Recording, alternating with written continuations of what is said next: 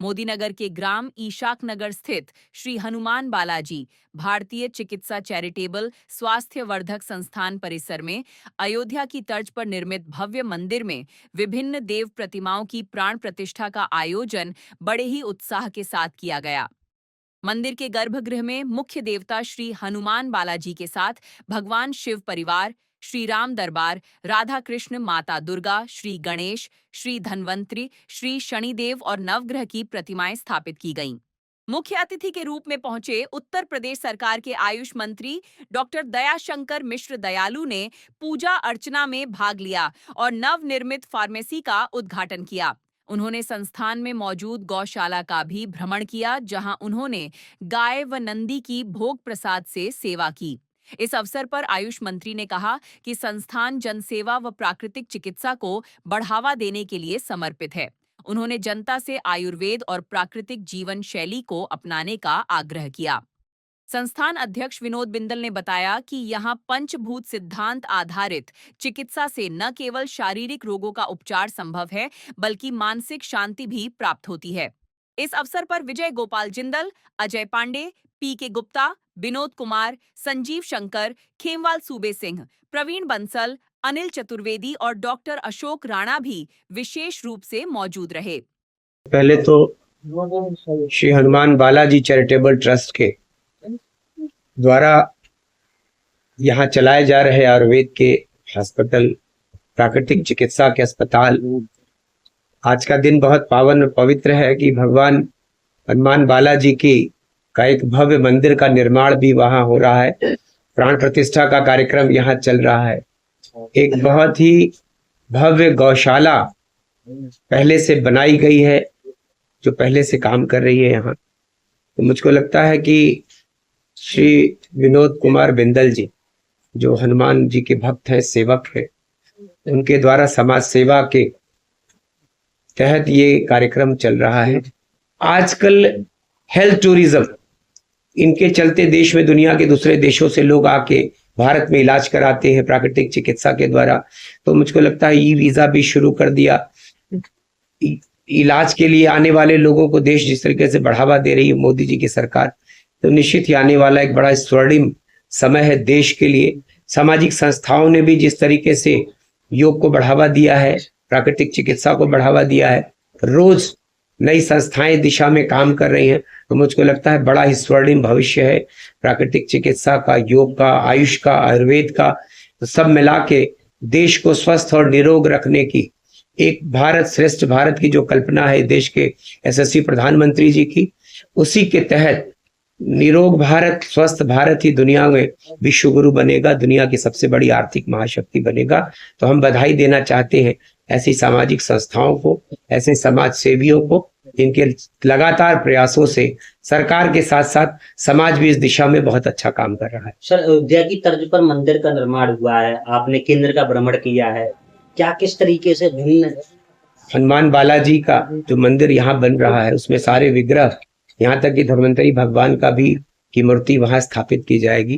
तो मुझको लगता है कि अपने आप में अध्यात्म भी एक ऐसी ताकत है समाज के लिए। एक ऐसे प्राकृतिक चिकित्सा के सेंटर में एक तरफ गौशाला भी है, भगवान का भव्यतम मंदिर, जो अयोध्या के मंदिर, भगवान राम के मंदिर को बनाने वाले लोगों ने भी यहाँ भी वो मंदिर का निर्माण किया है।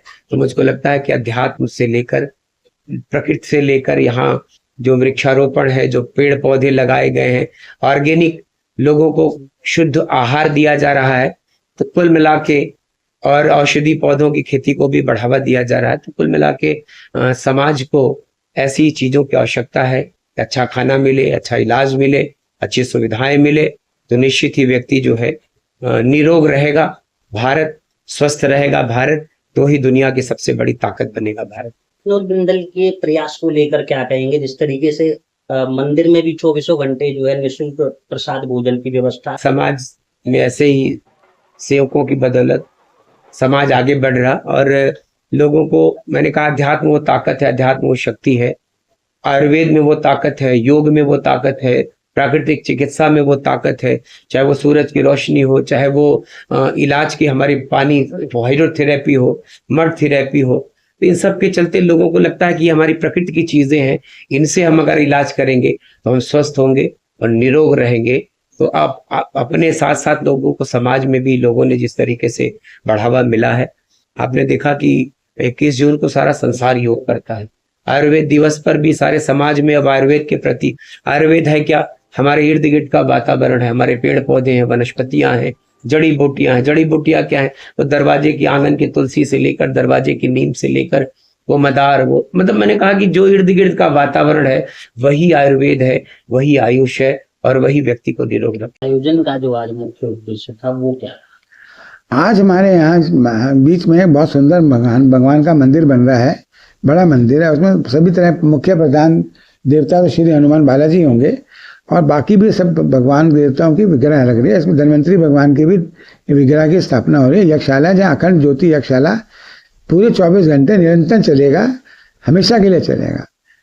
और आज उसकी प्राण प्रतिष्ठा का कार्यक्रम शुरू हुआ तो आज हमारे उत्तर प्रदेश के माननीय आयुष मंत्री आए थे, उन्होंने सारा देखा और यहाँ की हमारी जो फार्मेसी है उन्होंने उसका उद्घाटन किया और साथ में जो थेरेपी रूम्स है उनका भी उद्घाटन किया। आगे की क्या जो है करने की योजना और आम जन में क्या जो है कुछ फैसले लेने की आवश्यकता है केंद्र को लेकर?